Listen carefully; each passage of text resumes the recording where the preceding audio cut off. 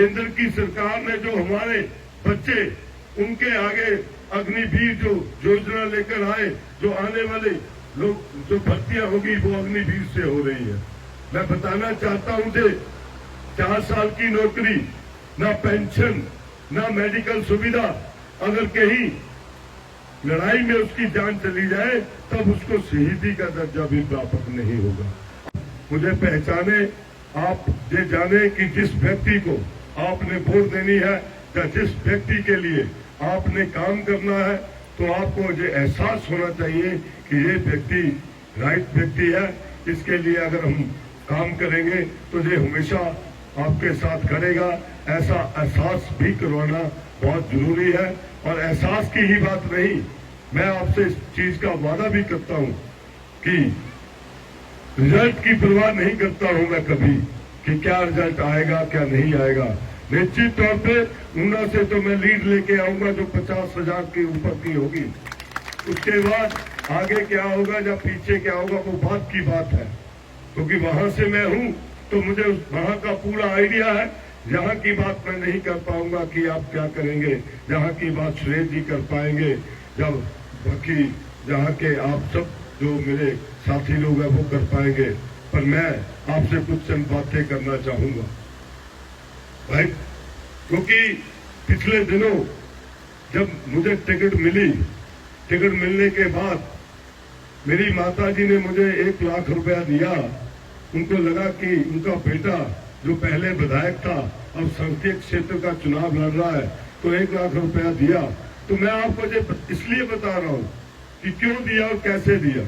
मेरे पिताजी फौजी थे जो इस दुनिया में अभी नहीं है, उनकी पेंशन जो थी वो मेरे माताजी को लगी हुई थी और आधी पेंशन लगती है उनके जाने के बाद उनकी पत्नी को।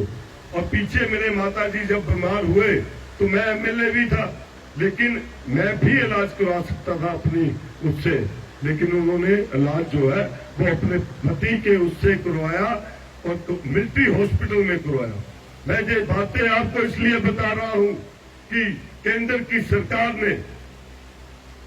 सरकार ने जो हमारे बच्चे उनके आगे अग्निवीर जो योजना लेकर आए, जो आने वाले लोग जो भर्तियां होगी वो अग्निवीर से हो रही है। मैं बताना चाहता हूं कि 4 साल की नौकरी, ना पेंशन, ना मेडिकल सुविधा, अगर कहीं लड़ाई में उसकी जान चली जाए तब उसको शहीदी का दर्जा भी प्राप्त नहीं होगा। अभी चंडीगढ़ की बात है, चंडीगढ़ से एक न्यूज आई, हरियाणा का एक बच्चा था और उस वो बच्चा भी अग्निवीर बन के जो है जम्मू कश्मीर में लड़ाई हुई, उग्रवादियों से माथे पे गोली लगी और वो खत्म हो गया। उसको ना उस तरीके से सम्मान मिल सका। अकेला बच्चा था 21 साल का, उसकी माता जो आज अकेली है वो किसके सहारे जिएगी, पेंशन उसको नहीं लगेगी। मैं पूछना चाहता हूं अनुराग ठाकुर जी से कि जब दिल्ली की सरकार ने ये अग्निवीर योजना लाई, आपने इसका समर्थन किया, आपने बोला कि ये योजना बहुत अच्छी है, पर मुझे ये समझ नहीं आया खुद तो राजनीति करते करते कब लेफ्टिनेंट बन गए और हमारे बच्चों को अग्निवीर बना दिया। क्या इसलिए हमने उसको सांसद बनाया था? क्या इसलिए हमीरपुर संसदीय क्षेत्र के लोगों ने उसको 1 बार नहीं, 2 बार नहीं, 3 बार नहीं, 4 बार सांसद बनाया? ऐसा क्या काम किया है कि उसको बार बार आप सब जिताकर भेजते हैं? मैं और इसके आगे जाना चाहूंगा। अभी पीछे आपदा आई, डिटेल में नहीं जाऊंगा, लेकिन मैं आपको बताना चाहता हूं कि संसद में एक बार भी आपदा की बात जो है उन्होंने नहीं उठाई, ना ही इसको राष्ट्रीय आपदा घोषित करवाने की कोशिश की, जबकि वो केंद्र में मंत्री है। कभी आपको फीलिंग आई कि वो मंत्री है? कभी ऐसी फीलिंग आई? क्योंकि जब सुखराम जी मंत्री होते थे कुछ फीलिंग सी भी आती थी, जहां बिजली नहीं होती थी वहां उन्होंने टेलीफोन लगवा दिए थे। उस टाइम की बात कर रहा हूं मैं, एक फीलिंग सी आती थी कि वो मंत्री है। इनकी तो फीलिंग ही नहीं आई आज तक। आते हैं जाते हैं, ना कभी हमीरपुर संसदीय क्षेत्र की बात करते हैं। जब भी बात करते हैं, मैंने तो उनको टीवी पर ही देखा है, जब भी बात करते हैं गांधी परिवार को कोसने की बात करते हैं। मैं अनुराग ठाकुर जी को जो बोलना चाहूंगा, जिस गांधी परिवार के बारे में आप बोलते हैं, जिस राहुल गांधी और प्रियंका गांधी जी के बारे में आप बोलते हैं, आपको पता है जब वो छोटे छोटे थे तब उनके सामने उनकी दादी जी की हत्या हुई और उन्होंने अपनी शहादत इस देश के लिए दी। मैं उनको बताना चाहता हूं, उस व्यक्ति ने अपने पिता को भी खोया जब वो छोटे थे। मैं उनको ये बताना चाहता हूं, आप बताइए कि आपके किसी लीडर ने इस देश के लिए जान दी हो?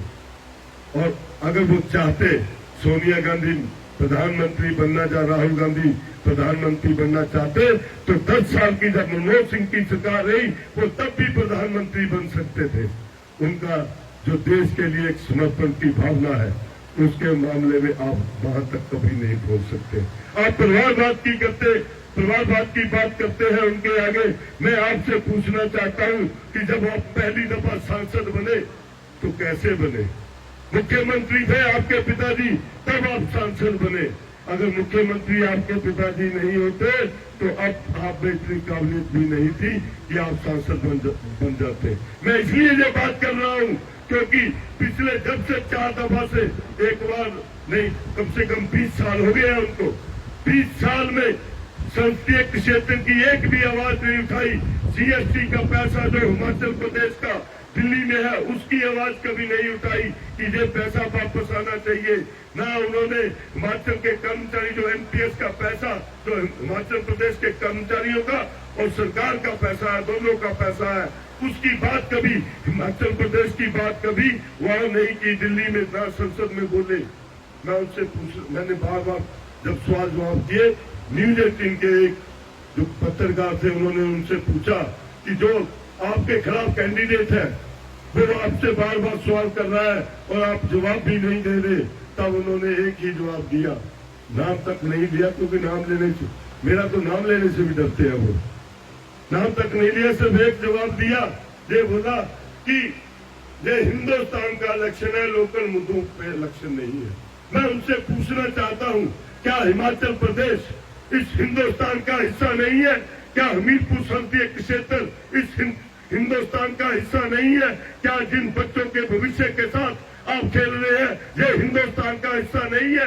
क्या ये हिमाचल प्रदेश के कर्मचारी जो है ये हिंदुस्तान का हिस्सा नहीं है? आप कैसी बातें करते हैं? आप वोट तो जो है वो हमीरपुर संसदीय क्षेत्र से लेना चाहते हैं, लेकिन हमीरपुर संसदीय क्षेत्र को आप लोग ये कहते हैं कि हिंदुस्तान की बात चल रही है और हिंदुस्तान का इलेक्शन है, और हमीरपुर संसदीय क्षेत्र की वोट लेकर हमीरपुर संसदीय क्षेत्र के सवाल जवाबों का जवाब नहीं देना चाहते हैं, ना इनके मुद्दे उठाना चाहते हैं। हिमाचल प्रदेश के मुद्दे आप संसद में उठाते नहीं है, तो हमीरपुर संसदीय क्षेत्र की जनता इनको बार बार संसद में क्यों भेजती है, ये मुझे समझ नहीं आया। मैं आपसे एक गुजारिश करना चाहूंगा, लास्ट एक बात बोलूंगा क्योंकि ज्यादा नहीं बोलूंगा, मुख्यमंत्री जी ने बोलना है। मैं तो फिर भी आपके आगे जब सीएम साहब नहीं होंगे तो बोल लूंगा, क्योंकि